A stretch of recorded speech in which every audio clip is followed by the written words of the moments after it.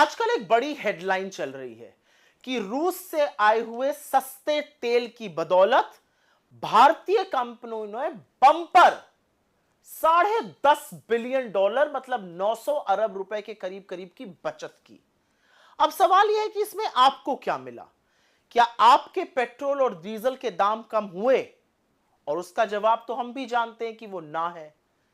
तो समझना जरूरी है कि तेल का खेल चल क्या रहा है। तो सबसे पहले दो चीजें समझ लीजिए। ऑयल जगत में दो तरह की कंपनीज होती हैं, upstream and downstream. Upstream companies होती हैं जैसे कि ओएनजीसी, ऑयल इंडिया, रिलायंस भी अपस्ट्रीम कंपनी है। रिलायंस डाउनस्ट्रीम में भी है। इसके अलावा आईओसी, एचपीसीएल, बीपीसीएल, ये डाउनस्ट्रीम कंपनीज होती हैं।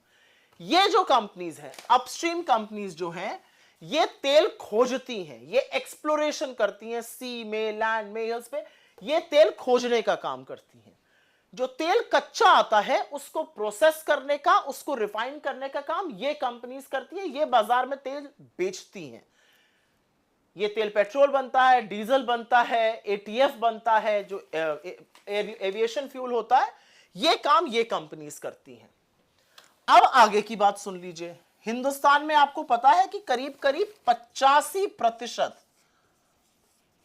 85% हमारा जो क्रूड की रिक्वायरमेंट है, जो कच्चे तेल की जरूरत है, वो आयात होती है, वो इंपोर्ट होती है। और यह आंकड़ा नरेंद्र मोदी जी के प्रधानमंत्री बनने के बाद और बढ़ा है, क्योंकि देश में एक्सप्लोरेशन घटा है। 85% कच्चा तेल हमारा बाहर से आता है, खाड़ी के देशों से आता है, इधर उधर से आता है। फिर रशिया और यूक्रेन की वॉर होती है, युद्ध छिड़ा, और युद्ध छिड़ने में पश्चिम के देशों ने रूस का तेल लेने से मना कर दिया। एक बात और भी है कि रूस ने अपने तेल पर भारी डिस्काउंट दिया, तो इंडिया ने रूस से तेल खरीदना शुरू कर दिया। रूस सस्ता तेल इंडिया को बेच रहा था, और इतना तेल आ रहा है रूस से कि रूस जो कभी बड़ा मामूली सा खिलाड़ी होता था, आज मतलब हमारे ट्रेडिंग में, आज हमारे ट्रेडिंग पार्टनर्स की टोली में शामिल हो गया। हमारे और उनके बीच सबसे बड़ी कमोडिटी ऑयल की ट्रेड हो रही है।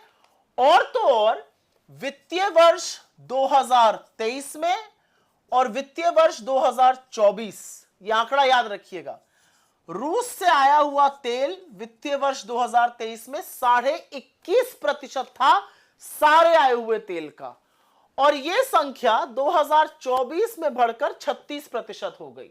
जहां तक मेरी याददाश्त है, मुझे लगता है 223 मिलियन टन तेल हमने आयात किया था वित्तीय वर्ष 2024 में, उसमें से 36% अकेले और अकेले रूस से आया था। एक बात और भी है कि रूस जो है तेल जो हमें दे रहा है, वो बाकी जगहों से आ रहा है, वो 10 से 12% उसका दाम कम है। रूस हमें कम दाम पर तेल बेच रहा है।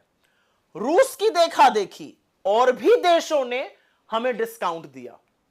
ईरान ने दिया, सऊदी अरेबिया ने दिया, जहां से हमारे जो ट्रेडिशनल हमारे सप्लायर्स रहे हैं कच्चे तेल के, उन्होंने भी डिस्काउंट दिया।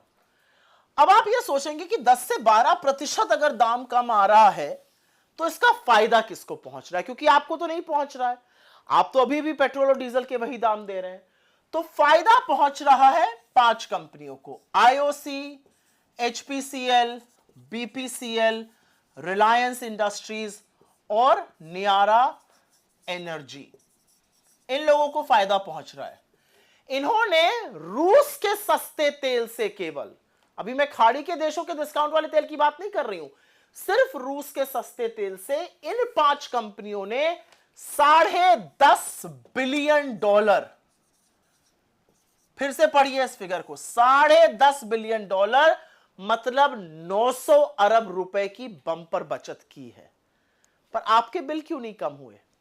आपके बिल इसलिए नहीं कम हुए क्योंकि सरकार ने लगातार 13 बार एक्साइज बढ़ाई, और वो वाली बढ़ाई जो राज्यों के साथ साझा नहीं होती है। 3 बार मात्र घटाई। डीरेगुलेशन तो ये कहता है विश्व मार्केट में कच्चा तेल महंगा है तो आप ज्यादा देंगे, सस्ता है तो आप कम देंगे। लेकिन जब सस्ता होता है तो आपको राहत नहीं मिलती है। आपकी जेब पर लगातार डाका क्यों डाला जा रहा है?